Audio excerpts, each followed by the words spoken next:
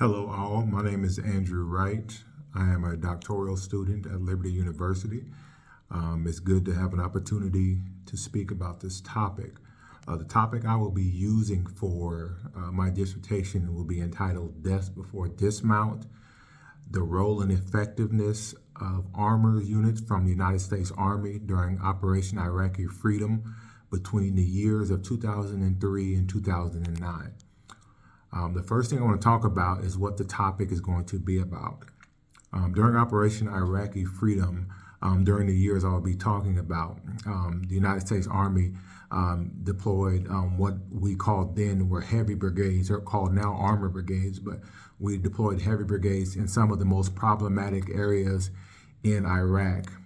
And the reason for that is, unfortunately, when it comes to war, if you want to win, sometimes it's better to have a psychological advantage as well as a military advantage over your enemies. And we as the Army found the way to do that, the way to combat some of these larger forces, some of these snipers, some of these ambushes were to have tanks readily available in the city to be able to counter the actions of the enemy.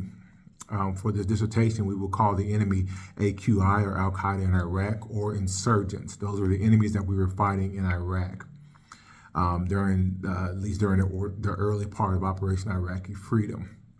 It's important to know that I do understand the importance of all elements of the military and all services, Army, Marine Corps, Coast Guard, Air Force, and the Navy. They all play a major part in the defense of our nation, but this dissertation is going to focus on the armor. It's going to focus on what was the armor able to do in Iraq. And the reason is the United States Army's armor is second to none. They have the highest kill rate of any armor units in the coalition forces during the time that I have described to you. And they have the best, what is called the return rate. A return rate is the men that you bring out to battle versus a set amount of enemy and the men you bring back. For example, if there was a battle in the city and there were 500 insurgents and we put that against other coalition forces armor, how many men were you bringing to the fight? How many men were you bringing back? The United States Army is second to none in those areas. And on top of that, the culture of the United States Army and their armor units is just different. The way they conduct business, the way they operate is different from other units. And it's important that we dive into the differences between the Army and the different services and the Army's armor versus other combat jobs within the United States Army. The reason this is important in the big scheme of things is because if you do research about Operation Iraqi Freedom during the years that I'm talking about, you will see a lot of stories, a lot of articles, a lot of primary sources about the United States infantry.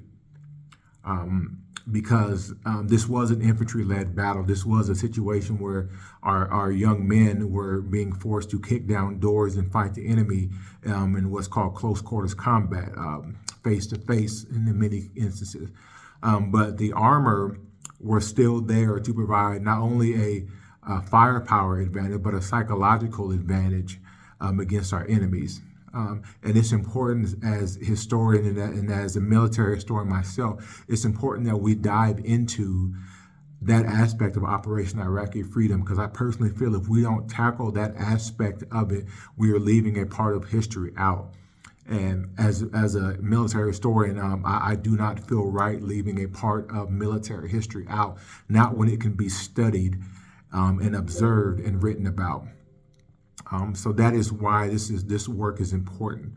I believe that once this work is complete, once the dissertation is complete, we as in those who read the dissertation will have a better idea of how important tanks were and how important armor units were to the United States Army and to the coalition forces as we pursued the enemies of our nation in Iraq. I thank you for this opportunity. Thank you for the time you've given me to explain my topic.